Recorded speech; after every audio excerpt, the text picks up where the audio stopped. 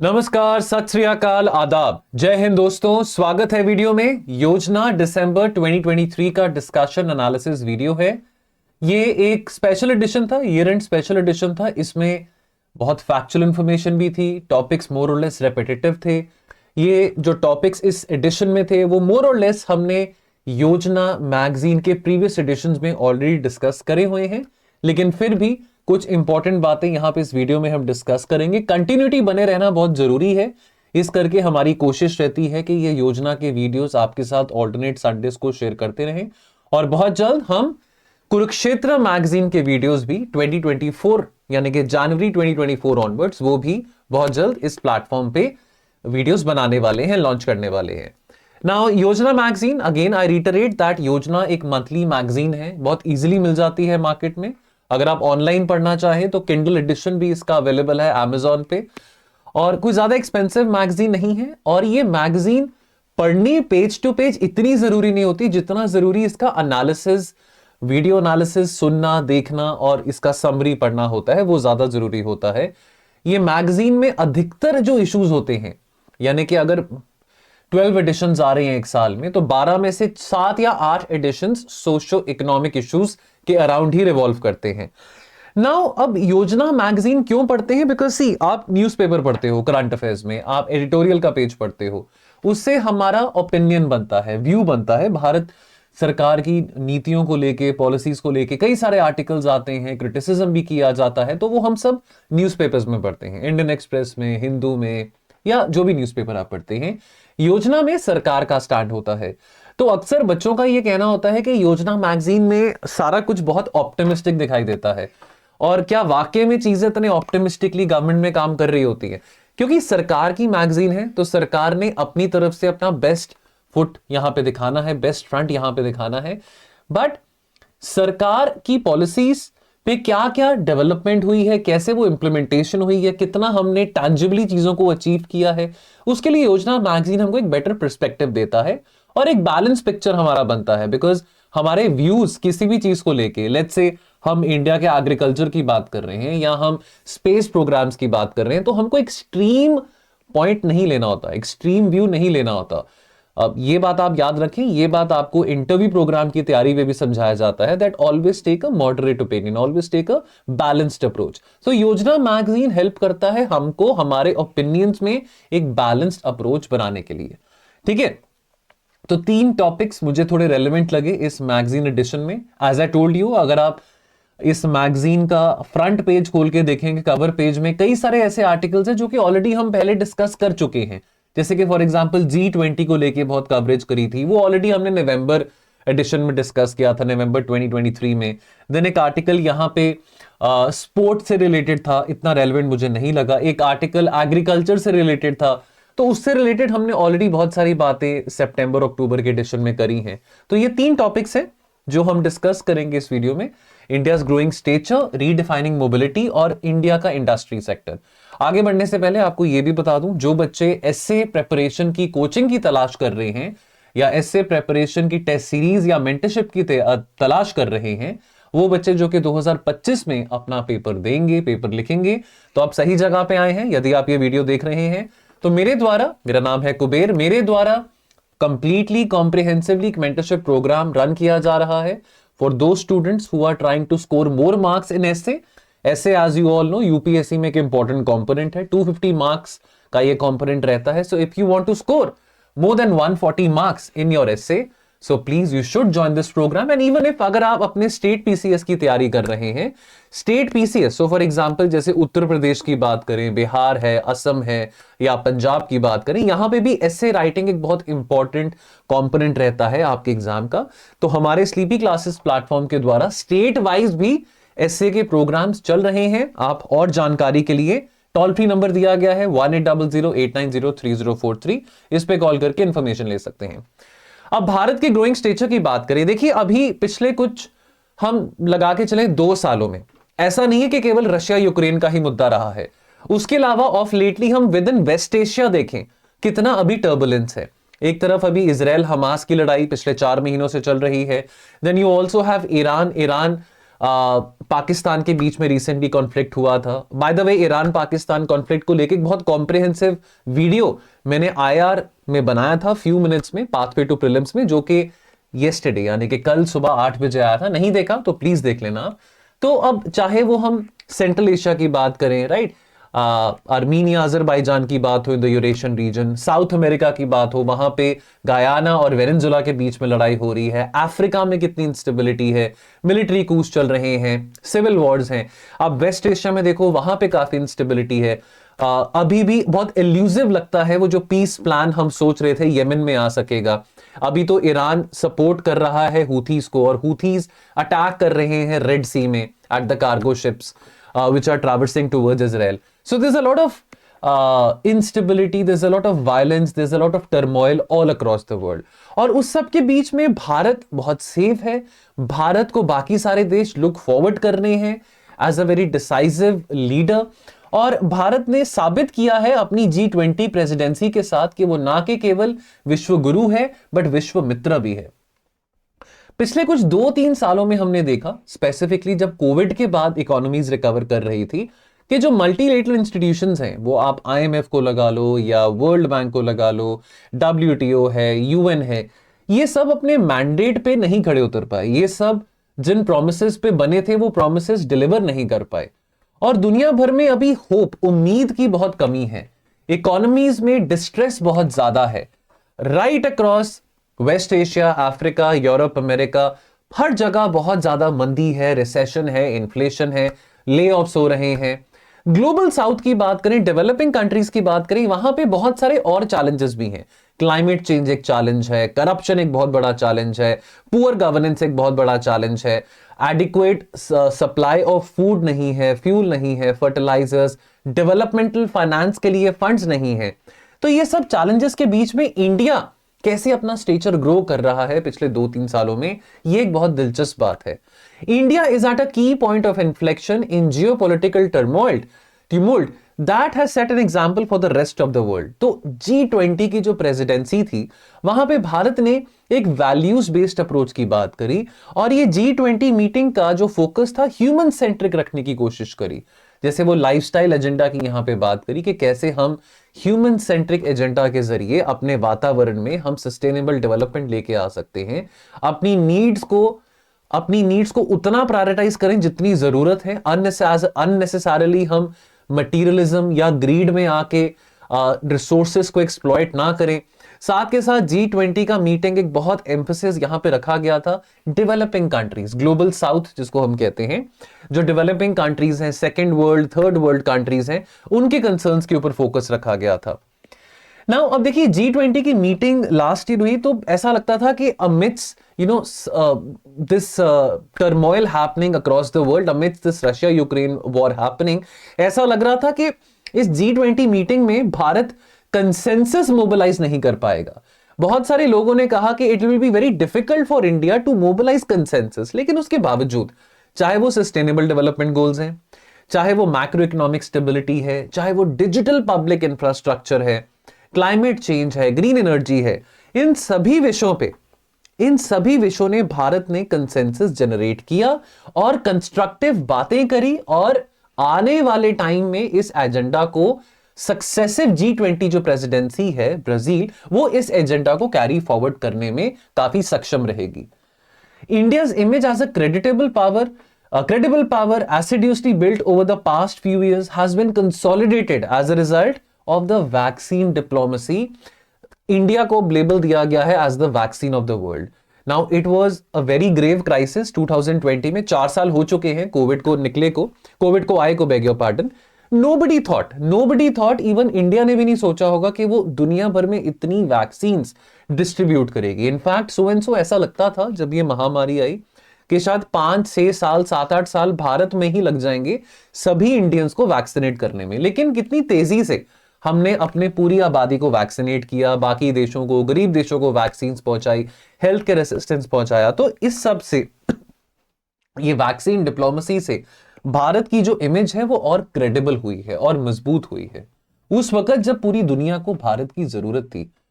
और now whether you're a Modi lover or you're a Modi hater, irrespective of that, but एक बात हम सभी मानते हैं कि प्रधानमंत्री मोदी जी के नेतृत्व में भारत को अब कोई ऑब्जर्वर नहीं देखा जाता, भारत को एक महज ऑब्जर्वर या रूल टेकर की तरह नहीं देखा जाता ग्लोबल स्टेज पे। अब भारत रूल शेपर बन रहा है, कंसेंसस मोबिलाइजर बन रहा है। अब देखिए, अब ये G20 का मोटो था one earth one family one future वसुधैव कुटुंबकम, और इस एजेंडा के चलते, इस मोटो के चलते यूनानिमसली एंड अनचैलेंज्ड भारत की कोशिशों के करके, भारत की कोशिशों के चलते AU यानी कि अफ्रीकन यूनियन को G20 में एंट्री मिली। दुनिया के सबसे ज्यादा गरीब देश कहां पे हैं? अफ्रीका में है। तो ये इंडिया की डिप्लोमेसी की जीत है, बहुत बड़ी जीत है कि AU को G20 में यहां पे शामिल होने का मौका मिला। और जो एक स्ट्रांग एडवोकेसी थी कि हम किसी को पीछे नहीं छोड़ना चाहते हैं, चाहे गरीब देश हो चाहे अमीर देश हो, सभी के इंटरेस्ट को, बिकॉज अगर ये पूरी दुनिया एक परिवार है, एक फैमिली है, तो कोई पीछे ना रहे। और इस बात को भारत ने बखूबी से दिखाया bye including African union into the G20। जहां तक क्लीन एनर्जी की बात आती है, तो भारत का विकसित देशों के साथ भी अग्रीमेंट है, स्ट्रेटेजिक पार्टनरशिप है। फॉर एग्जांपल अमेरिका की बात हो, इन दोनों के बीच में US India strategic clean energy partnership है। ये पार्टनरशिप के 5 इंपॉर्टेंट पिलर्स हैं, अभी बताता हूं। लेकिन ये पार्टनरशिप का मकसद है कि जितनी भी इनोवेशन और जितनी भी टेक्नोलॉजी हमारे पास मौजूद है, उस टेक्नोलॉजी का इस्तेमाल करते हुए कैसे हम स्केल अप कर सकते हैं और साथ के साथ क्लीन एनर्जी ट्रांजिशन के टुवर्ड्स मूव कर सकते हैं। तो 5 पिलर्स हैं भारत इंडिया का स्ट्रेटेजिक क्लीन एनर्जी पार्टनरशिप के लिए। देखिए, इस तरह का ना ये जो स्टेटमेंट आपके सामने दी गई है, कई बारी पूछा जा सकता है प्रीलिम्स में, है ना, कि आइडेंटिफाई कर इनमें से कौन सी स्टेटमेंट्स ट्रू हैं या फॉल्स हैं। स्टेटमेंट आर्ग्यूमेंट के फॉर्म में भी, स्टेटमेंट रीजन असर्शन के फॉर्म में भी क्वेश्चन 2023 के प्रीलिम्स के पेपर में आया है। तो अगेन ये स्टेटमेंट पढ़नी बहुत जरूरी है, यानी कि आपको पता हो कि ये फैक्चुअल इंफॉर्मेशन है। अगर मैं IR की बात करूं, बिकॉज ये टॉपिक IR से ही रिलेटेड है, तो IR में फैक्ट्स बहुत ज्यादा होते हैं। प्रीलिम्स में फैक्ट्स पढ़ने बहुत जरूरी होते हैं, और साथ में अगर हमको पता है कि फैक्ट्स कौन से सही है कौन से गलत है, एलिमिनेशन में जितना भी एलिमिनेशन का टेक्निक रह चुका है उसमें हमको हेल्प मिलती है। ठीक है, इसके 5 पिलर्स है। Oil and gas pillar, power and energy efficiency pillar, renewable energy pillar, sustainable growth pillar और इमर्जिंग फ्यूल्स एंड टेक्नोलॉजी का पिलर। एक और भारत का इनिशिएटिव है एक विकसित ब्लॉक के साथ, वो है यूरोपियन यूनियन। ये जो इनिशिएटिव है 2016 में स्टैब्लिश हुआ था। अगेन ये क्लीन एनर्जी और क्लाइमेट पार्टनरशिप का इनिशिएटिव है। ये एम करता है to promote clean energy cooperation and the implementation of the Paris agreement by increasing the deployment of climate friendly energy sources, जैसे सोलर एंड विंड एनर्जी की बात करें। पेरिस एग्रीमेंट आपको बताऊं 2015 में COP21 मीटिंग हुआ था, पेरिस एग्रीमेंट वहां पे साइन किया गया था। ये पेरिस में ही COP21 की मीटिंग हुई थी, और तब उस वक्त बहुत ही उत्साह के साथ हमने इंटरनेशनल सोलर अलायंस की भी स्थापना करी थी। तो ये आपको बात पता हो कि अमेरिका के अलावा यूरोप के साथ भी इंडिया का एक टैक्टिकल एग्रीमेंट है which is related to clean energy, जहां पे wind energy, solar energy, hydro energy related projects को बनाने की बातचीत चल रही है। और इस पार्टनरशिप को कई बार पिछले 7-8 सालों में रीअफर्म किया गया है। इनफैक्ट जुलाई 2020 में एक road map 2025 EU India strategic partnership road map 2025 भी बनाया गया था। In fact we are also in the middle of, it might happen by the end of this year, by the end of 2024, a likely free trade agreement between Europe and India. So India will be a significant benefactor of this emerging global energy trade. अब green hydrogen की बात करें, हमारी भी एक policy है, national green hydrogen policy towards 2047, जहां पे भारत लुक फॉरवर्ड कर रहा है कि भारत ग्रीन हाइड्रोजन मैन्युफैक्चरिंग का हब बन सके और एक्सपोर्ट कर सके भारी मात्रा में green hydrogen to those countries जो कि ग्रीन एनर्जी में ट्रांजिशन लेके आने की कोशिश कर रहे हैं। अगर मैं ग्रीन हाइड्रोजन की बात करूं, नेट पे पढ़ना जब आपको टाइम मिले, ऑस्ट्रेलिया यहां पे बहुत ज्यादा सिग्निफिकेंटली लीड ले रहा है। ऑस्ट्रेलिया में बहुत ज्यादा ग्रीन हाइड्रोजन एक्सपोर्ट हो रहा है, ग्रीन हाइड्रोजन प्रोड्यूस हो रहा है। इनफैक्ट लगभग 6 से 7 डॉलर प्रति KG green hydrogen Australia export कर रहा है। So Australia has made massive improvements, massive innovation. So perhaps India can learn from Australia in the field of green hydrogen as well. Green hydrogen क्या होता है? अगर आप ये वीडियो देख रहे हैं अच्छे बच्चों की तरह कमेंट सेक्शन में बताइएगा, छोटा सा होमवर्क है आपके लिए।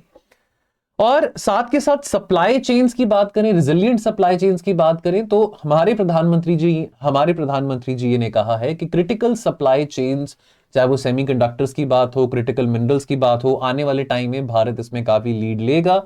सेमीकंडक्टर्स की जहां तक बात हुई है तो दिसंबर 2021 में भारत सरकार ने $10 बिलियन पीएलआई स्कीम निकाली थी to encourage chip manufacturing in India. March 2022 में यूनियन कैबिनेट ने अप्रूव करा था सेमीकॉन इंडिया प्रोग्राम, ताकि सेमीकंडक्टर और डिस्प्ले मैन्युफैक्चरिंग सिस्टम को डेवलप किया जा सके। और साथ के साथ हमारे प्रधानमंत्री ने पूरा भरोसा दिखाया था हमारे भारत की युवा शक्ति पे, और यह कहा था कि हमारे देश में टैलेंट की कमी नहीं है। जहां तक सेमीकंडक्टर डिजाइन इंजीनियर्स की बात आती है तो भारत में 20%, 20% of the world semiconductor design engineers मौजूद हैं। Moreover most of the top 25 semiconductor design centres, उनका डिजाइन या R&D सेंटर भी भारत में ही मौजूद है। तो काफी यहां पे एक होप और एक प्रोस्पेक्टिव यहां पे मोदी जी ने प्रकट किया था, जहां पे आने वाले समय में हम सेमीकंडक्टर मैन्युफैक्चरिंग में लीड ले सकेंगे और साथ के साथ क्रिटिकल मिनरल्स को भी हम यहां पे सिक्योर कर सकेंगे और आगे जाके हम बाकी देशों के सप्लाई चेन का हिस्सा बन सकेंगे। बिकॉज इतने सालों से हम ये देख रहे हैं कि supply chain facilities majorly China में ही कंसंट्रेटेड थी। अब हुआ क्या कि कोविड के चलते काफी सारे देशों को नुकसान उठाना पड़ा, सप्लाई साइड कंस्ट्रेंट्स हो रहे थे, बिकॉज चाइना में ही most of the manufacturing assemblies थी, चाहे वो इलेक्ट्रॉनिक्स में हो, चाहे वो सेमीकंडक्टर्स में हो, चाहे वो किसी भी चीज में हो। अब ये सिचुएशन आगे ना आए, अब हमको तो नहीं पता आगे कोई पैंडेमिक आएगा कि नहीं आएगा, लेकिन अगर जिस तरह की स्थिति कोविड के टाइम बनी थी, सप्लाई साइड चैलेंजेस आ रहे थे, वो स्थिति ना बने, तो trilateral supply chain resilience initiative Bharat, Australia और जापान के द्वारा इनिशिएट किया गया था। यह इनिशिएटिव एम करता है to coordinate and incentivise the supply chain diversification away from China, ताकि ये जो सप्लाई चेन इनिशिएटिव्स हैं, जो मैन्युफैक्चरिंग फैसिलिटीज हैं, वो इन तीनों देशों में आ सके। Then very importantly digital public infrastructure की बात भी बहुत ज्यादा करी गई थी पिछले पूरे एक साल में। देखिए, टेक्नोलॉजी एडॉप्शन की बात करें, 2015 से डिजिटल इंडिया प्रोग्राम मोदी सरकार ने बहुत जोर शोर से प्रमोट किया था। आज सभी गवर्नमेंट प्रोग्राम्स में टेक्नोलॉजी, डिजिटल कनेक्टिविटी का एक इनकॉर्पोरेशन हो चुका है। आज लगभग 80 करोड़ से ज्यादा लोगों के पास स्मार्टफोन्स हैं। कहीं ना कहीं एम गवर्नेंस, ई गवर्नेंस की बात होती थी, ऑफ लेटली हम एम गवर्नेंस की बात कर रहे हैं। तो एम गवर्नेंस और ई गवर्नेंस के जरिए लोग कुछ राहत है, मतलब मैं ये तो नहीं कहूंगा कि सरकारी दफ्तरों में अभी भी आपको धक्के नहीं खाने पड़ते, लेकिन कुछ ना कुछ राहत है कि आपको गवर्नेंस एट डोरस्टेप मिल रहा है। इनफैक्ट जहां तक हम अपने डिजिटल पेमेंट इंफ्रास्ट्रक्चर की बात करें, देखिए जब डीमोनेटाइजेशन हुआ था 2016 में, तो उस वक्त एक बहुत बिहेवियरल चेंज की जरूरत थी हम सबके अंदर कि हम डिजिटल पेमेंट्स के टुवर्ड्स मूव कर सके। 2016 और 2024, 8 साल पहले की बात है, किसी ने नहीं सोचा होगा कि चाय वाला या धोबी या आपका जो गाड़ी धोने वाला भैया आता है कि वो भी पेमेंट जो है पेटीएम पे एक्सेप्ट कर लेगा। लेकिन आज हर जगह आप सिगरेट पीने जाते हैं, आप शराब पीने जाते हैं, किसी क्लब में जाते हैं, किसी होटल में जाते हैं, बाल कटवाने जाते हैं, कहीं पे भी जाते हैं, आपको यूपीआई का ऑप्शन अवेलेबल होगा। और उस वक्त डीमोनेटाइजेशन को जो अटैक करा जा रहा था, जो क्रिटिसिज्म था डिजिटल पेमेंट्स का, तो ये कहा जा रहा था कि अरे इतना डिजिटल पेमेंट का जो ट्रेंड है वो तो इवन यूरोपियन देशों में नहीं है, स्कैंडिनेवियन देशों में नहीं है, तो इंडिया में कहां से आ जाएगा। लेकिन इंटरेस्टिंग बात यह है दोस्तों कि आज यूपीआई के जरिए जो बिहेवियरल चेंज लोगों के अंदर आया है और जो ट्रांजिशन देखने को मिला है डिजिटल पेमेंट्स के टुवर्ड, ये रिकॉर्ड है। मतलब इंडिया में इतना ज्यादा डिजिटल पेमेंट हो रहा है जितना ये इकोसिस्टम डेवलप्ड देशों में नहीं हो रहा। इंटरेस्टिंगली 2021 में इंडिया ने 48 billion real time digital transactions report किए थे, which is 40% of the global total. अब बेशक हमारी इकोनॉमी चाइना से, यूएसए, कनाडा से, यूके से पीछे हो सकती है, लेकिन जहां तक रियल टाइम डिजिटल ट्रांजैक्शंस की बात है, यहां पे भारत काफी आगे है as compared to all these developed economies as well. और दुनिया भर में बहुत प्रशंसा करी गई है भारत के आधार मॉडल की, भारत के जाम ट्रिनिटी की, कि कैसे हमने जनधन योजना के चलते फाइनेंशियल इंक्लूजन, इतना आसान काम नहीं था, इतनी आबादी है यहां पे, लेकिन फिर भी आज more than 90% of the population is having a bank account, financial inclusion है। तो ये जाम ट्रिनिटी के मॉडल को भी बहुत प्रशंसा मिली थी। तो बहुत जरूरी है अब समझें कि भारत अब कर्तव्य काल के पीरियड में आ चुका है। हम आने वाले समय में हम टुवर्ड्स 2047 विकसित भारत का सपना देख रहे हैं, अमृत काल की बात कर रहे हैं। तो ये एक बहुत सुनहरा मौका है भारत के लिए कि भारत साइंटिफिक डायमेंशन में, टेक्नोलॉजिकल डायमेंशन में, इकोनॉमिकल डायमेंशन में, सोशल डायमेंशन में प्रोग्रेस प्राप्त कर सके। और ये जो श्रेय होगा, हमारे प्रधानमंत्री का कहना है, ये श्रेय, ये जो है, ये सारा का सारा क्रेडिट हमारे युवाओं के ऊपर है। आज जो व्यक्ति 25-26 साल का है, बाय द टाइम 2047 होगा, उसकी उम्र भी 50 साल की हो जाएगी। तो जो आज हमारे पास डेमोग्राफिक डिविडेंड है, जो आज युवा शक्ति का पोटेंशियल हमारे पास है, शायद ये युवा शक्ति हमारे पास 25 साल के बाद, 23 साल के बाद नहीं होगी। तो इंडिया अगर विकसित बनेगा, इंडिया अगर अपने पिनिकल ऑफ ग्लोरी पे पहुंचेगा, उसका श्रेय सारा का सारा जाएगा हमारे युवा के ऊपर। तो यह कहना सही होगा कि भारत आज विश्व मित्र भी है, विश्व गुरु भी है और विश्व वेद भी है। कोविड की डिप्लोमेसी हम ये प्रूव करती है, विश्व वेद वाली बात, और साथ के साथ भारत में ही इतनी सारी वैक्सीन बनी थी। देन अगला जो टॉपिक है वो रीडिफाइनिंग ट्रांसपोर्टेशन, रीडिफाइनिंग मोबिलिटी का है। देखिए यहां पे बात आती है, अब अगेन बहुत फैक्चुअल बातें हैं, शायद आपको इतनी इंटरेस्टिंग ना लगे, बहुत बोरिंग लगे। देखिए जब मैं ये मैगजीन पढ़ रहा था, मुझे लगा कि इसमें कुछ ज्यादा नहीं, मेरे को स्पेशल लग रहा जो कि आपके साथ डिस्कस कर पाऊं, लेकिन एक कंटिन्यूटी बनाए रखना बहुत जरूरी होता है, क्योंकि प्लेलिस्ट बनी हुई है पिछले 2 सालों से योजना की। तो मुझे भी अच्छा नहीं लगेगा कि वो कंटिन्यूटी टूटे। इस करके वो कंटिन्यूटी बनाने के लिए मुझे था कि चलो जो कुछ इंपॉर्टेंट टॉपिक्स हैं, कोई इंपॉर्टेंट स्कीम होती है, उसके बारे हम पढ़ लेते हैं। और कुछ नहीं, अगर इस वीडियो में से कोई 2 या 3 क्वेश्चंस भी स्कीम्स से रिलेटेड यूपीएससी के प्रीलिम्स में आ जाते हैं या स्टेट पीसीएस के प्रीलिम्स में आ जाते हैं, तो वेल एनफ। मतलब ऐसा नहीं है कि केवल आप यूपीएससी की ही तैयारी कर रहे होंगे, आप और भी एग्जाम्स की तैयारी कर रहे होंगे। तो कहीं ना कहीं ये सरकारी स्कीम, सरकारी योजनाएं हर जगह काम आती हैं। तो ministry of road transport and highways, इसको 2009 में फॉर्म किया गया था। और पहले क्या था, मिनिस्ट्री ऑफ शिपिंग अलग थी, इसको बाइफरकेट करा गया था, मिनिस्ट्री ऑफ शिपिंग में, रोड ट्रांसपोर्ट में एंड हाईवेज में, into 2 independent ministries. Ministry of road transport and highway जो वो है, वो एपेक्स बॉडी है for the formulation of policies related to transportation. And जो भी रेगुलेशंस होते हैं, जो भी कानून होते हैं रोड ट्रांसपोर्ट से संबंधित, वो ministry of road transport and highways के द्वारा बनाए जाते हैं। भारत के पास दुनिया में सेकंड लार्जेस्ट रोड नेटवर्क है, 62 लाख किलोमीटर का। बहुत कम है एज कम्पेयर टू अब जितना चाइना ने ग्रोथ अचीव किया है। लेकिन मैं आपको यह भी बताना चाहूंगा कि जो हाईवेज हैं, जो रोड्स हैं, इसको life lines of the economy कहा जाता है। तो जितना तेजी से और जितना ज्यादा मात्रा में हमारे हाईवेज बनेंगे, सड़कें बनेंगी, उतना ही ज्यादा फायदा हम प्रोस्पेरिटी का, इकोनॉमिक ग्रोथ का उठा पाएंगे। एक बहुत इंपॉर्टेंट योजना के बारे में यहां पे बात करें, भारतमाला परियोजना। जो भारतमाला परियोजना है, इसके बारे में मैंने पहले भी बात करी है योजना के लेक्चर्स में, चलो रीटरेट हो रहा है। इसका मकसद है to develop around 26,000 kilometre of economic corridors. जो कि इकोनॉमिक कॉरिडोर्स कौन से हैं? Golden quadrilateral, north south east west corridors. तो ये जो 2 कॉरिडोर्स है, इसके कंप्लीशन को एम्फसाइज करता है भारतमाला परियोजना।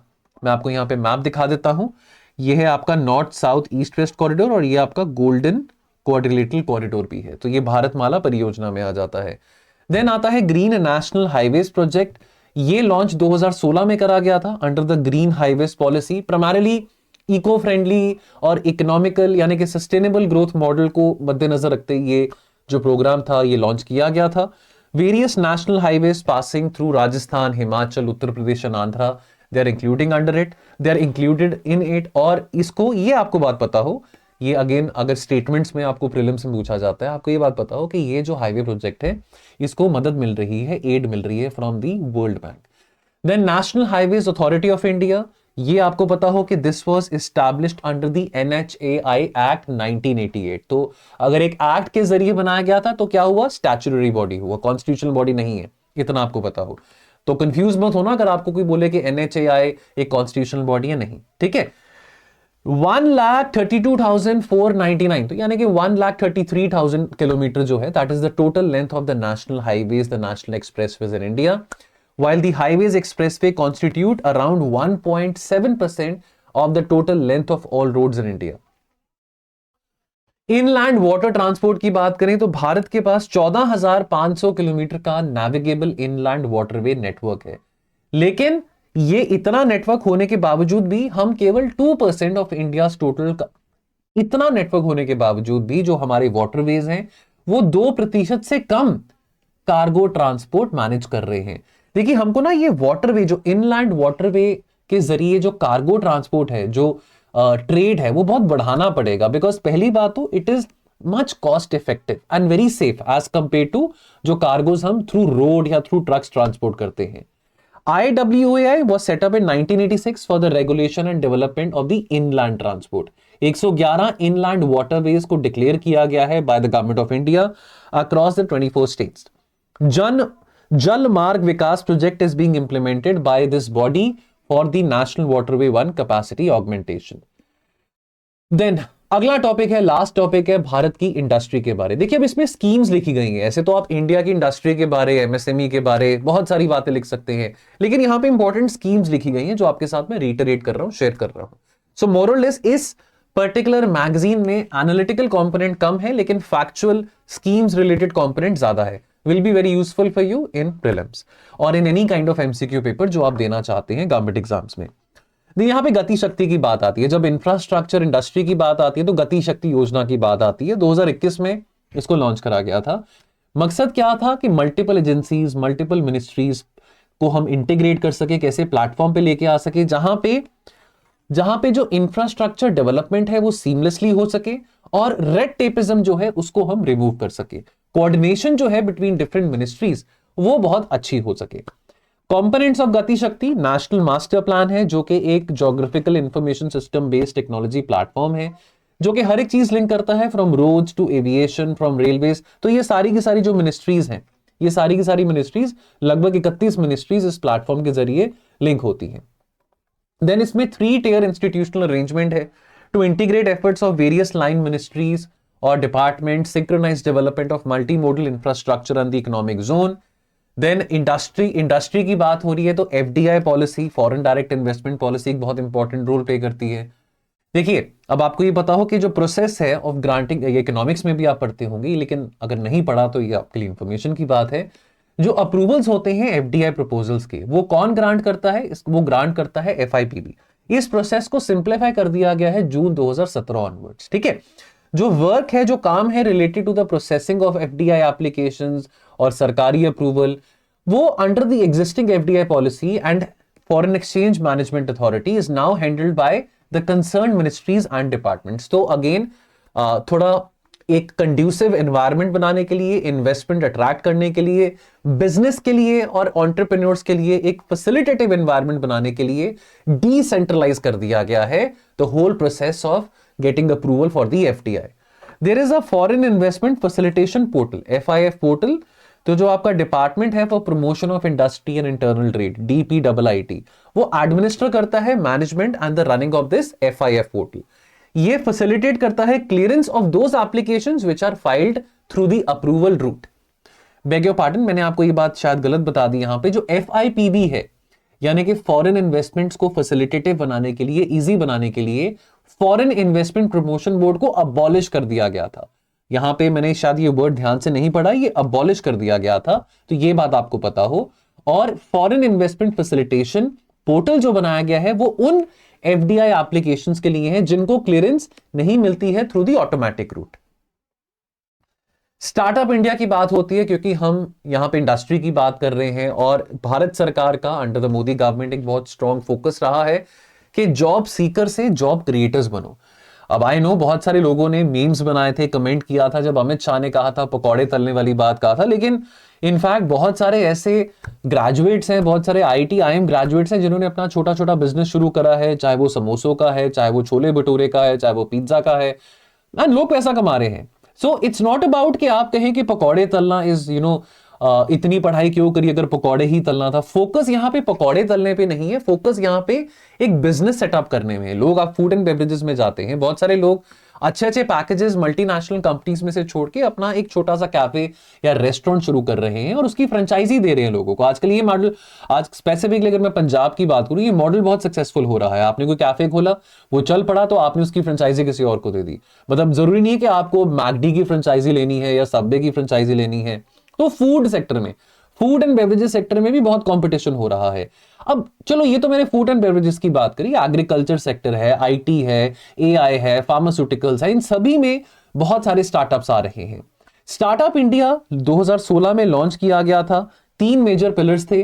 पहली बात तो सिंप्लीफिकेशन एंड हैंड होल्डिंग, यानी कि जो युवा हैं, जो ग्रेजुएट्स हैं, जिनका सपना है कि वो अपना खुद का बिजनेस शुरू करना चाहते हैं, लेकिन उनको थोड़ी समझ नहीं है, उनको सपोर्ट की जरूरत है, चाहे वो नॉलेज सपोर्ट की बात हो, फाइनेंशियल सपोर्ट की बात हो, तो ये सब ऑब्जेक्टिव्स कैसे पूरे हो सकते हैं, इसके लिए स्टार्टअप इंडिया ने इंपॉर्टेंट यहाँ पे रेगुलेशंस, इंपॉर्टेंट यहाँ पे गाइडलाइंस रखी थी। Then funding support and incentives and industry academia partnership and incubation, specifically technical startups के लिए कैसे इंडस्ट्री स्पेसिफिक नॉलेज उन स्टार्टअप्स को मिल सकती है जो कि रिक्वायर्ड है। एज ऑफ मई 2023 जो department for promotion of industry and internal trade है, उसने रिकॉग्नाइज करा है total of close to 1 lakh startups across 57 sectors, 57 sectors in 674 districts across the country. तो यानी कि at least 1 startup from every state and UT of the country, they have created more than 10 lakh jobs in the last 8 years. Fund of funds with a corpus of rupees 10,000 crore इसको establish किया गया था ताकि startups की जो भी financial requirement है उसको मीट करने के लिए। ठीक है, तो ये जो फंड ऑफ फंड्स है ये डायरेक्टली इन्वेस्ट नहीं करता स्टार्टअप्स में, बट इंस्टेड ये कैपिटल प्रोवाइड करता है टू सेबी रजिस्टर्ड AIFs, यानी कि ऑल्टरनेटिव इन्वेस्टमेंट फंड्स। अब ऐसा नहीं है कि अगर आपने स्टार्टअप खोला तो आप सरकार के पास जाओगे, मुझे पैसे चाहिए, मुझे अभी 3 करोड़ दे दो, ऐसा नहीं है। तो ये एक मैकेनिज्म है, जो फंड ऑफ फंड्स है वो पैसे डायरेक्टली इन्वेस्ट करता है, किसको प्रोवाइड करता है कैपिटल, सेबी रजिस्टर्ड AIF को, ऑल्टरनेट इन्वेस्टमेंट फंड्स को। ये बात पता हो कि ये जो फंड है, कॉर्पस है 10,000 करोड़ का, ये डायरेक्टली इन्वेस्ट स्टार्टअप्स में नहीं कर रहा है। MSME सेक्टर की बात करें, MSME sector has come a long way. In fact हमारे MSME सेक्टर को रीडिफाइन भी किया गया है। अभी आपको बताता हूं, भारत के पास 6 करोड़ से ज्यादा MSMEs हैं, जो कि लगभग 30% ऑफ इंडिया की GDP को कंट्रीब्यूट कर रहे हैं, 11 करोड़ से ज्यादा लोगों को एम्प्लॉय कर रहे हैं, और 44% जो हमारे एक्सपोर्ट्स हो रहे हैं वो इन MSMEs के जरिए हो रहे हैं। Primary responsibility of the promotion and development of MSMEs is of the state governments. ये बात आपको पता हो, इंपॉर्टेंट पॉइंट है, स्टेट गवर्नमेंट्स की रिस्पॉन्सिबिलिटी है। लेकिन भारत सरकार ने राज्य सरकारों को मदद करनी शुरू करी है through different initiatives, so that MSME sector और रोबस्ट हो सके। ये देखिए revise definition of MSME sector. ठीक है, माइक्रो, स्मॉल और medium. MSME sector means micro, small and medium. तो ये क्लासिफिकेशन है, ये revise definition of MSME sector. So micro sector वो माना जाएगा जहां पे इन्वेस्टमेंट जो है 1 करोड़ से कम है और टर्नओवर 5 करोड़ से कम है। स्मॉल जहां पे इन्वेस्टमेंट 10 करोड़ से कम है और टर्नओवर 50 करोड़ से कम है। और मीडियम एंटरप्राइज वो होगा जहां पे इन्वेस्टमेंट 20 करोड़ से कम है और टर्नओवर 250 करोड़ से कम है। देन यहां पे बात करेंगे उद्यम रजिस्ट्रेशन पोर्टल के लिए। ये लॉन्च मिनिस्ट्री ऑफ MSME के द्वारा जुलाई 2020 में करा गया था, ताकि MSMEs को रजिस्ट्रेशन करी जा सके as per this classification, as per this new classification. Then आपको पता हो कि Khadi and village industries commission ये एक स्टैट्यूटरी ऑर्गेनाइजेशन है under the ministry of MSME। मैं यहां पे लिख देता हूं, ये प्रीलिम स्पेसिफिक इंफॉर्मेशन है, इंपॉर्टेंट है, ये बातें आपको पता हो, पॉलिटी में चीजें पूछी जा सकती हैं, स्टैट्यूटरी बॉडीज के बारे, है ना, ये सब चीजें आ जाती हैं पॉलिटी में। देन लास्ट में बात करेंगे टेक्सटाइल इंडस्ट्री के बारे, क्योंकि इंडस्ट्री की बात हो रही थी और ये बहुत ही एक ऐसा तो नहीं है कि इंडस्ट्री के बारे अब एक ही लेक्चर में आधे घंटे में सारी की सारी बातें मैं कर पाऊंगा, लेकिन जो इंपॉर्टेंट बातें हैं वो हमको पता हो। अब लेट्स से आप टेक्सटाइल इंडस्ट्री रिलेटेड कोई आंसर लिख रहे हैं, GS3 में कुछ आप लिख रहे हैं, या अगर आप एसए में टेक्सटाइल इंडस्ट्री के बारे लिख रहे हैं, तो आपको ये फैक्चुअल इंफॉर्मेशन जो मैंने हाईलाइट करी है ये आपको पता हो कि टेक्सटाइल इंडस्ट्री कंट्रीब्यूट करता है to 7% of the industry's output in value terms, 2% of India's GDP and 15% of India's earning from exports. लगभग 5 करोड़ लोग डायरेक्टली एम्प्लॉय हो रहे हैं through the textile industry. Now textile industry की इंडिया की बात करें, हिस्टोरिकली हमने अगर मैं 16-17 सेंचुरी की बात करूं तो this industry was very rich, was very prosperous. Presently अगर मैं आज की बात करूं, टू कट इट शॉर्ट, आज टेक्सटाइल इंडस्ट्री को बहुत कंपटीशन मिल रहा है from neighbouring Bangladesh, from countries like Cambodia, from countries like Vietnam. So textile industry में पोटेंशियल बहुत ज्यादा है, but we can do much better. हमारे जो टेक्सटाइल्स हैं, हमारे जो अपैरल्स हैं, वो और बेटर परफॉर्म कर सकते हैं। अभी जितने भी बड़े बड़े स्टोर्स हैं, ज़ारा है, H&M है, या हम एडिडास या नाइकी की बात करें, वहां पे बहुत सारे कपड़े आपको देखने को मिलेंगे made in Cambodia, made in Bangladesh, made in Vietnam. So again, a lot of potential is there in this industry. Through the government policies, through the government schemes, certainly this industry can grow and flourish more. So to the best of my knowledge, friends, ये 3 articles, ये 3 topics मुझे इस योजना magazine के addition में important लगे थे जो डिस्कस किए. बाकी नेक्स्ट टाइम जब हम डिस्कशन करेंगे 2024 की योजना का और 2024 के कुरुक्षेत्र का. तो सी यू देन. आप अपना ध्यान रखें और पढ़ते रहें. Thank you so much.